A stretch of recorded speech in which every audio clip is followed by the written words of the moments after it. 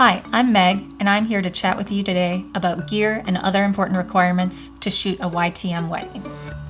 First things first, let's look the part. YTM ensures quality at every wedding, so we want to present ourselves in a professional way. We ask our shooters to wear all black clothing so we look professional and do not stand out. Always look presentable as if you were a guest. When you look and feel professional, it will make our clients know their precious photos are in safe hands. Next is gear. Let's discuss what kind of gear each photographer should have in their kit. A photographer's number one piece of gear is their camera. As a lead shooter, you will need 2 full-frame camera bodies. Depending on your preferred brand, we recommend a Canon 5D Mark IV, Nikon D850, or the Sony A7R III. As a second shooter, you should still have 2 camera bodies, but one can primarily be a backup. It's always best to be prepared in case of any equipment malfunctions. You will also need multiple high-quality lenses. Zoom lenses are great for weddings. A 24-70 f2.8 and a 70-200 f2.8 will help you capture a variety of images during fast-paced events. Prime lenses like the 50mm and 85mm are great for more posed portrait shots. Just ensure your aperture will allow everyone to be in focus. The 35mm is great for capturing candid moments. A macro lens is great to grab those perfect ring shots. We prefer second shooters to have a similar set of lenses, but we understand it does take time to build up your gear.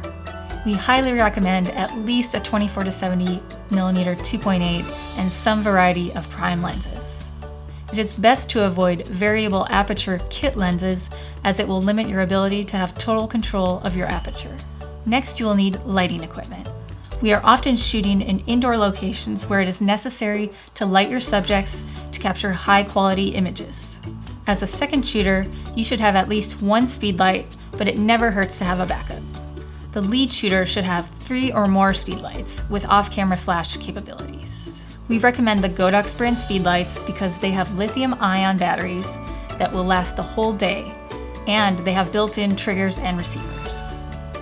Flash modifiers will help to diffuse the light so it isn't harsh on your subjects.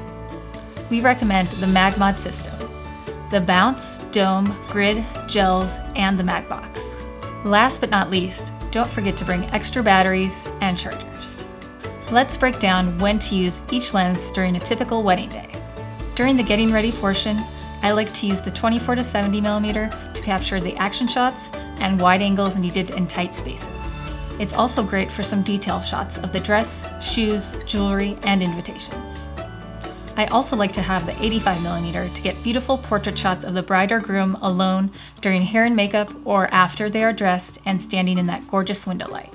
Before and during the ceremony, you should coordinate with your team so you are shooting a variety of focal lengths.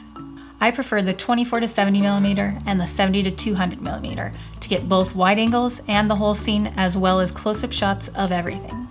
This should be done for both details of pre-ceremony and all the events during the ceremony. For family formals and wedding party portraits, a zoom lens can really help you be more efficient and get through this section of the day faster. If you have the room, the 70-200 will give you beautiful compression and won't have the distortion of a wide-angle lens. If the group is large, try to keep your focal length above 35 so the people towards the edges of the frame aren't distorted.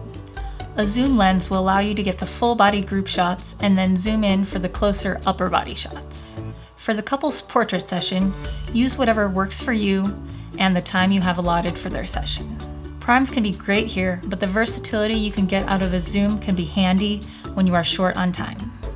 For the reception, zoom lenses are perfect for the main events like the first dance, parent dances, speeches, and cake cutting. Once those are done, I usually switch to a lighter lens like the 35 or 16-35 that allows me to get in close and capture the fun, candid party images. And lastly, for the exit, the 24-70 is great for capturing wide angles of the scene and easily being able to zoom in quickly to focus on the couple. Some additional items to bring with you that are helpful are a camera strap like the Spider holster or the Holdfast Moneymaker, as they allow for dual camera shooting. A nice wooden hanger for the bride's dress shots just in case she only has the plastic hanger it came with, a suction cup hook to hang the dress on glass windows or doors, and a reach pole to help hang the dress up in higher locations. Prisms, acrylic blocks, or your cell phone for playing with reflections. A lens pouch to hold the little tools like a crochet hook, scissors, a pen, extra batteries, and bobby pins. A continuous light like the ice light or the Yongnuo LED light can be helpful for ring shots or portraits. Black gaffer's tape just in case. Sandbags to secure your light stands when needed, and a wagon to easily transport everything to your locations. With all of this important preparation and equipment, you will be fully prepared to shoot a high-quality YTM wedding. Thanks so much for watching this video. If you have any questions, reach out to us and we will be glad to help. See you next time.